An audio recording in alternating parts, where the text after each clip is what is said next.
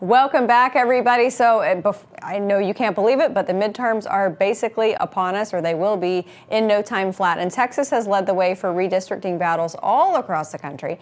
And now it's brought itself to Ohio. So joining me now is candidate for Congress in Ohio, Alisa Nadeem. Aliyah, thanks so much for joining us tonight.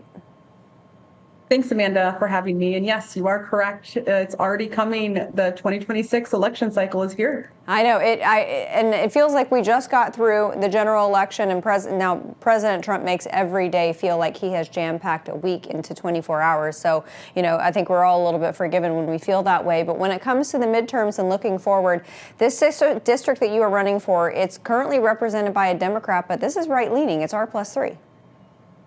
Amanda, you're correct. Yeah. So actually the president won it by 6%. And we had a congressional candidate who unfortunately was not able to flip it. And so, I've put my name in the hat because we really should have won it last cycle, right? That individual had the resources, had the presidential endorsement. And I think that's the difference between having a show horse and a workhorse, right? So I'm here to work. I announced my campaign in April because I fully realized what you have to do to beat somebody like Miss Marcy Kaptur, who's held this seat, by the way, for 42 years. Oh, come on. And so 42 years, she's 79. It's time to go. Time's up. It's time to go. It's time to hang it up. My gosh, how many of these people are we going to have in Congress? Okay, so I want my audience to get to know you a little bit. Tell everybody about you, about your background, what you do for a living, and you already told us why you wanted to jump in, which I think is completely admirable. But give us the nuts and the bolts of who you are. Yeah, thanks, Amanda. So, I grew up here in Toledo, Ohio.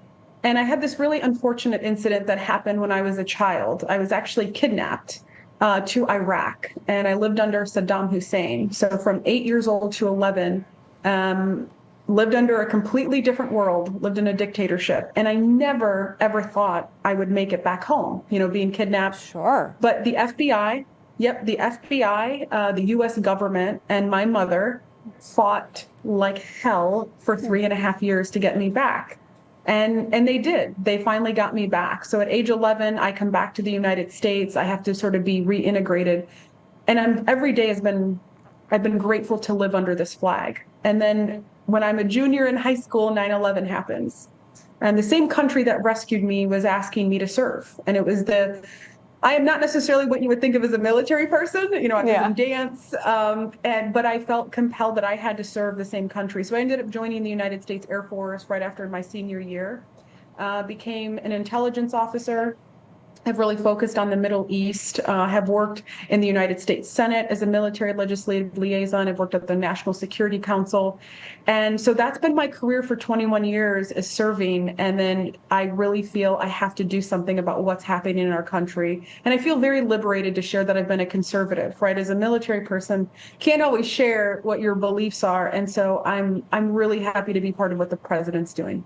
Oh my gosh, I'm not supposed to say this word, but you're a badass. I mean, what an incredible story. I am so glad that you decided to make this turn to go into public service, and I know the people of Ohio are going to be really excited about getting to know you and hearing about your platform. But I want to ask you, because we are just a week away from Charlie Kirk's assassination, and I was just talking with one of our producers here, and there's still just such a dark cloud over our newsroom, over our bureau, over our studio, and it feels like American values are under attack. And it's not just because of Charlie's assassination, it's because of the reaction that we are seeing. I mean, my X feed is full. I mean, every single post is about someone else, another professor, another nurse, another doctor, another government worker, another someone who has something nasty and disgusting to say about Charlie Kirk.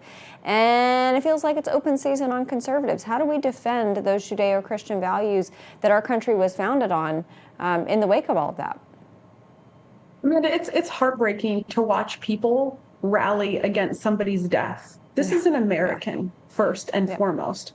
We have lost our way when we're cheering for somebody. And I'm really tired of hearing, well, he reaped what he sowed. No, absolutely not. Nobody, you can speak whatever you want. Nobody deserves to die at the hand of a weapon like that. Not in America.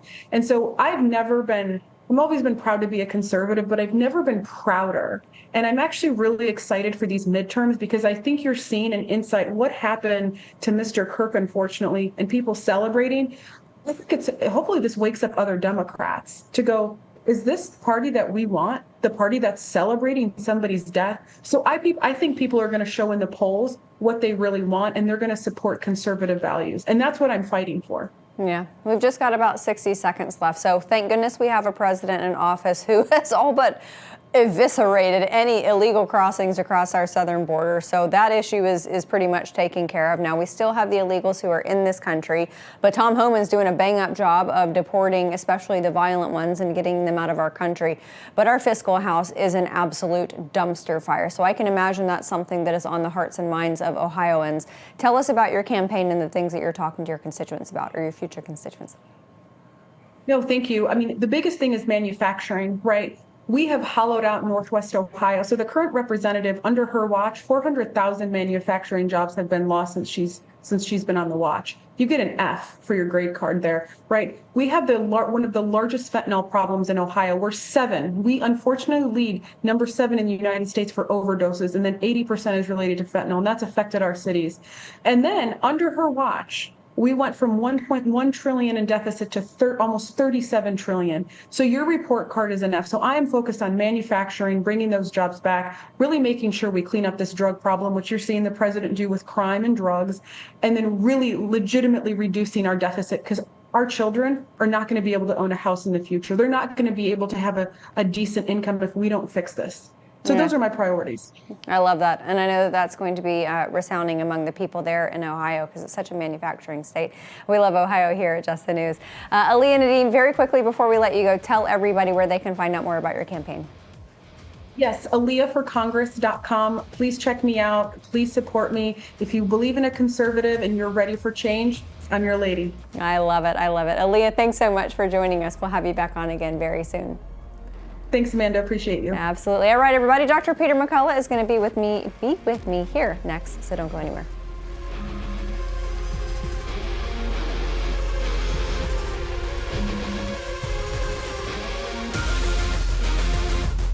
Hey, folks, if you're a homeowner like me, you need to listen to this.